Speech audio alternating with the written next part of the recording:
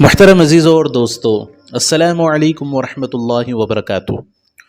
یہ خبر جو آج آپ کو سنائی جا رہی ہے، یہ خبر ہے تو پرانی لیکن بہت ہی سبق آموز ہے، اور ہم سب کے لیے اس خبر میں بہت زیادہ عبرت ہے۔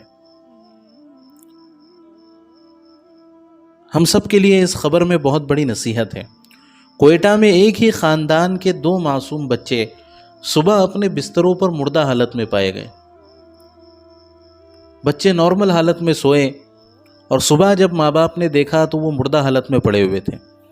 جب موت کی وجہ کو تلاش کیا گیا، جب ڈھونڈا گیا، جب تفتیش کی گئی تو کوئی وجہ نظر نہیں آئی۔ بالآخر ان کے کھانے پینے کی چیزوں کے متعلق سوال کیا گیا تو بچوں کی ماں نے کہا کہ بچوں نے باہر کی تو کوئی چیز نہیں کھائی تھی، البتہ روزانہ معمول کے مطابق سونے سے پہلے وہ ایک گلاس دودھ پیا کرتے تھے، تو اس بار بھی وہ ایک گلاس دودھ پی کر سوئے تھے۔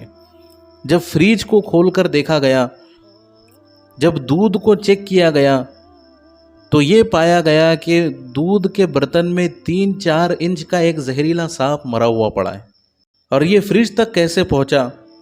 جب اس کے اوپر غور و فکر کیا گیا تو گھر والوں کو یاد آیا کہ وہ سبزی منڈی سے پالک لے کر آئے تھے اور پالک کا بنڈل کھولے بغیر فریج میں رکھ دیا گیا تھا، اور وہ سانپ کا بچہ اسی پالک کے بنڈل میں سے نکل کر دودھ کے برتن میں جا گرا، اور وہ اس دودھ میں جا کر مر تو گیا لیکن اس پورے دودھ کو زہریلا بنا گیا، اور بچوں نے وہی دودھ پی لیا جس کی وجہ سے ان دونوں بچوں کی موت واقع ہو گئی۔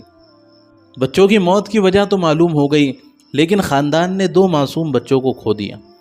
لہٰذا ہمیں فریج میں کچھ بھی رکھتے ہوئے پتیوں والی سبزیاں اور فریج میں ڈھانپنے والی چیزوں کا خاص خیال رکھنا چاہیے۔ اپنے فریج کو ہمیشہ صاف رکھیں، کچن میں کوئی بھی کھانے پینے کی چیز کھلی نہ چھوڑیں۔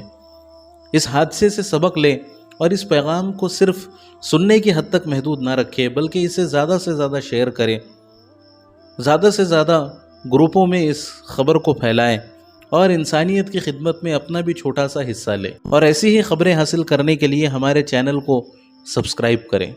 جزاک اللہ خیرہ۔